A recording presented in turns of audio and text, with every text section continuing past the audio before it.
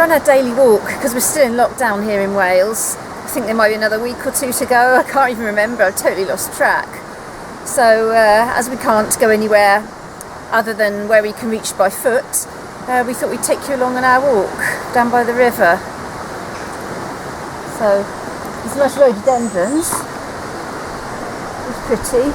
We're so lucky we've had sunshine for weeks on end. And if you look across the river, which is really low at the moment because we've had about 1 day rain in the last 6 weeks or something. You can see on the other side there's a building which you might be able to read it from here, I don't know, which is the old powerhouse. Now that used to produce hydroelectric power for the village. We'll go around the other side and show you some information on it in a bit. So they actually had eco-friendly green energy here way before they actually went the other way. If we go a bit further along, you can see some tunnels coming out from underneath it, which I suppose is where the water came out afterwards. I don't really understand how it works. It must have had some kind of wheel and some kind of turbine in there, but we might be enlightened because I think there was an information board somewhere.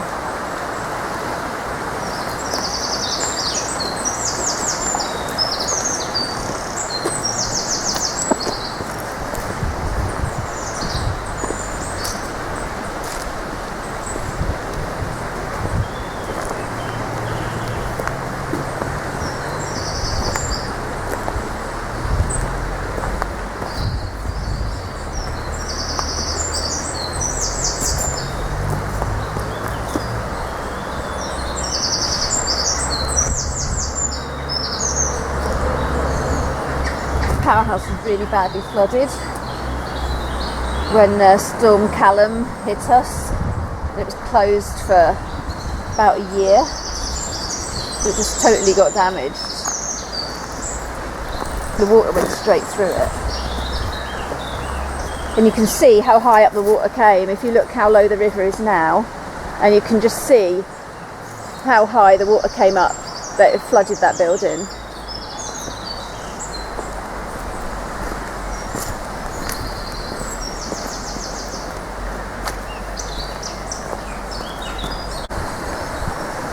So this is the back of the bit of the powerhouse where the electric would have been produced. You can see there's a flattish kind of tunnel on one side, on my left, and then on the right of the building there's kind of two tunnels coming out from underneath it. But as I said, I'm really not quite sure how it worked. Perhaps I should Google it and see if I can find some information which I can put in a link on the description.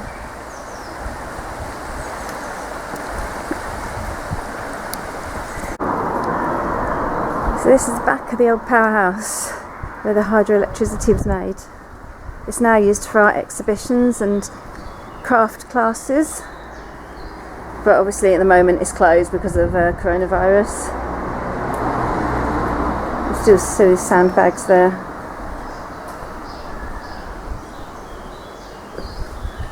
And here's a sign which tells you about it.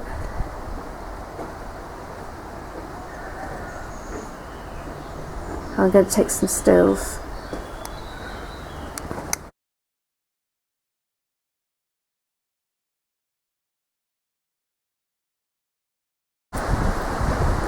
See this area here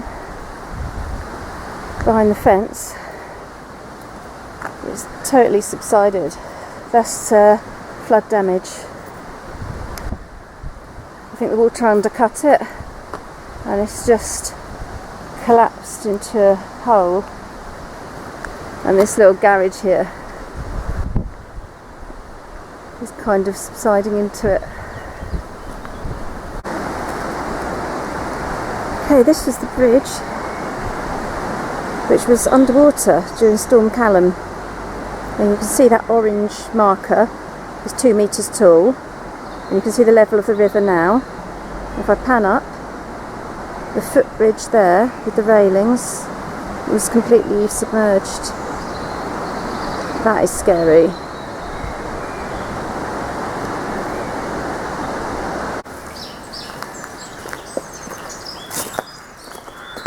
These structures here I think must have been old cottages, because because you can see a bit of a fireplace. You'll see it better when we get close up. But it's kind of been made into a picnic area, which is pretty nice. As far as I know, we're still banned from having picnics at the moment, but I think people do come down here and have barbecues and stuff. You can see the little fireplace inside.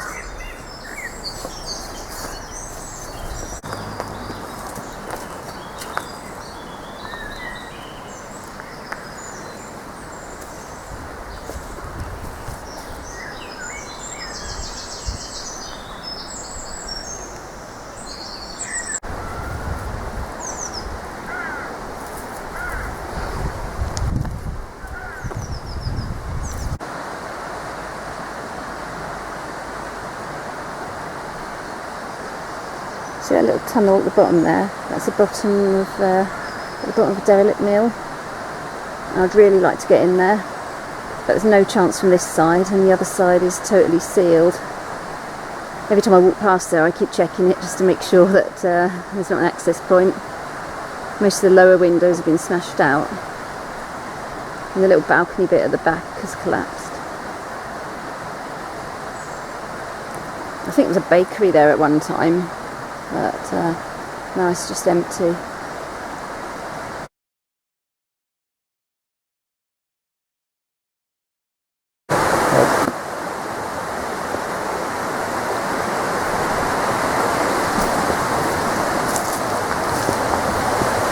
can actually get right the way along. A lot of the time this is underwater because we've had so little rain. You can actually get right the way along this path that's cut along the side of the river into the rock. It's really pretty.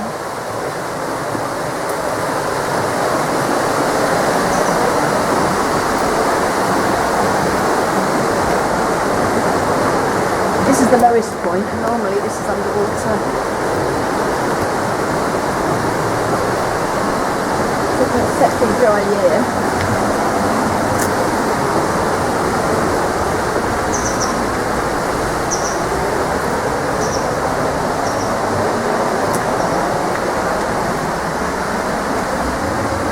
There are trees going right on the edge.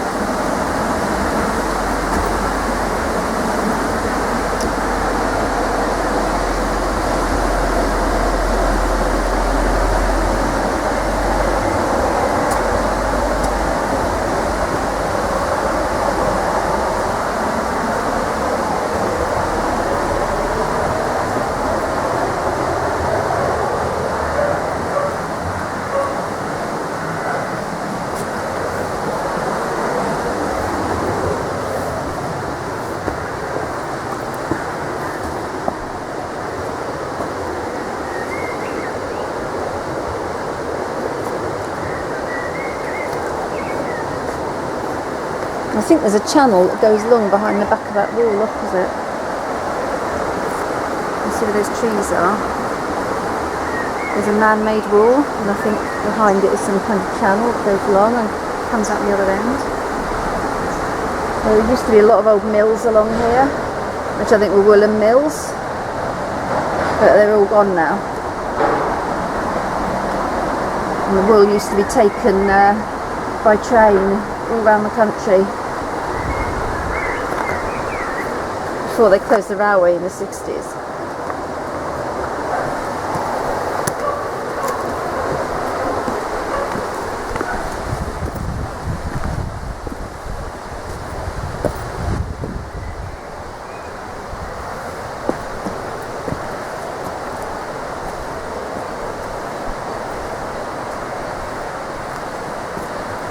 See an entrance over there.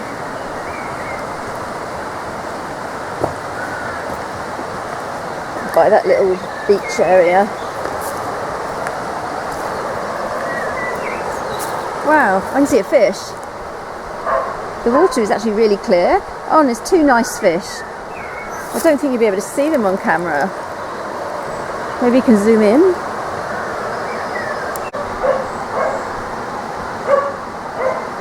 There we are, hopefully you can see the fish.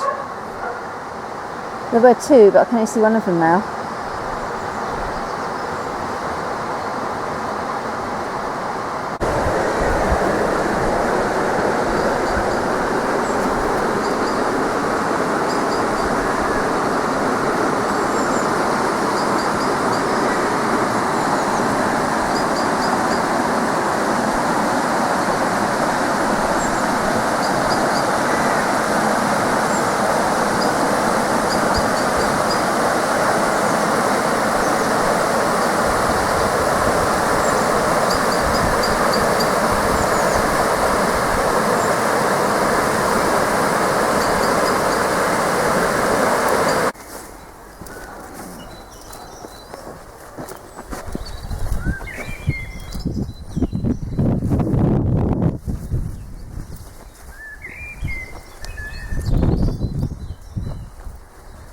my stomach's rumbling so loud. You can probably hear it on the video.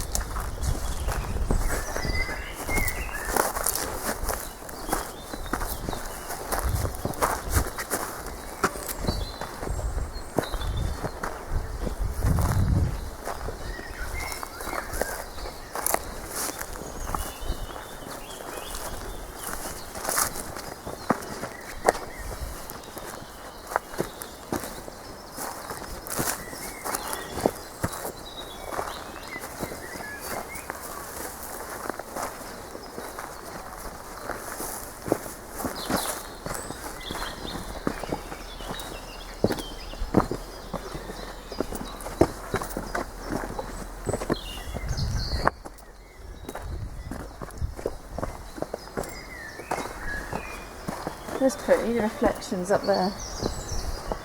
And there's a little island right in the middle. Yeah.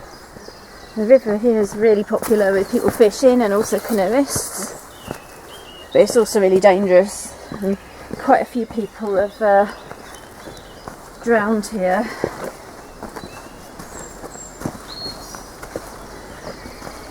It's just not something to be taken lightly, going in there when it's in flood.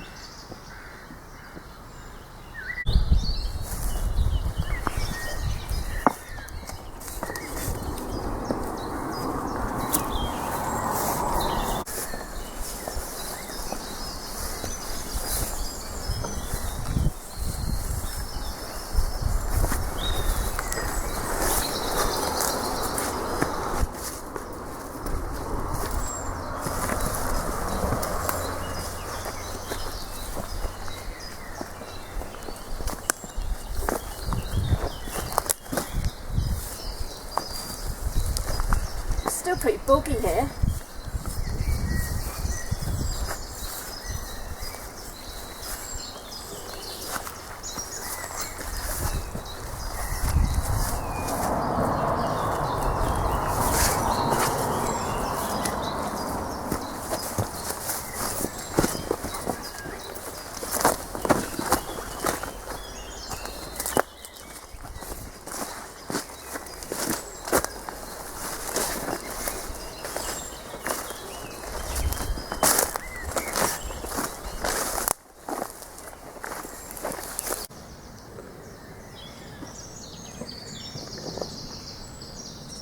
Look at this whole bunch of tadpoles. There's a pool right at the edge of the river, which looks a bit murky, and it's absolutely full of tadpoles.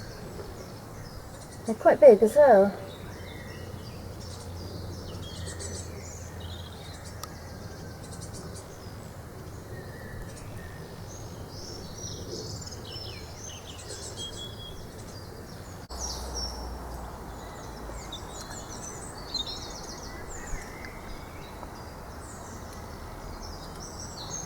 I wish I had them in my pond.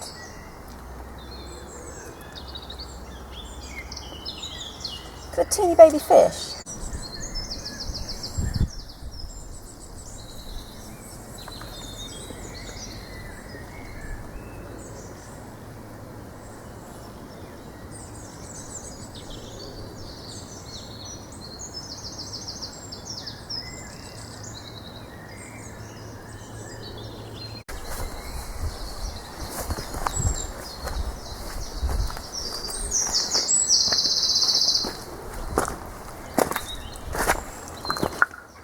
Strangely dried up.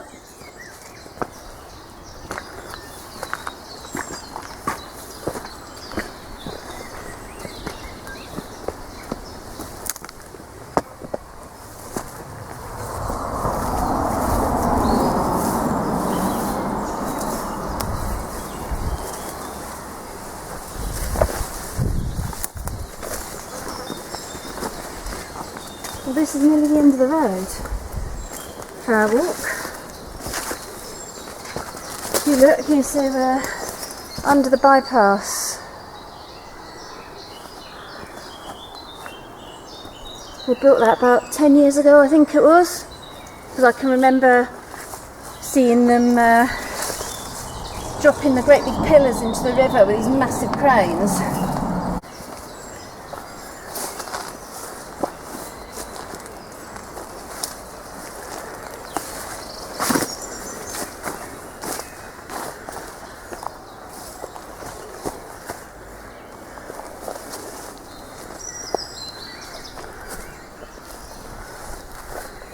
Pretty cool. Look at the water making the patterns on the underside of the road. It's really nice and cool. It's a hot day, but it's really cool here. I think it goes on to private land after this. So we've got to turn round and head back.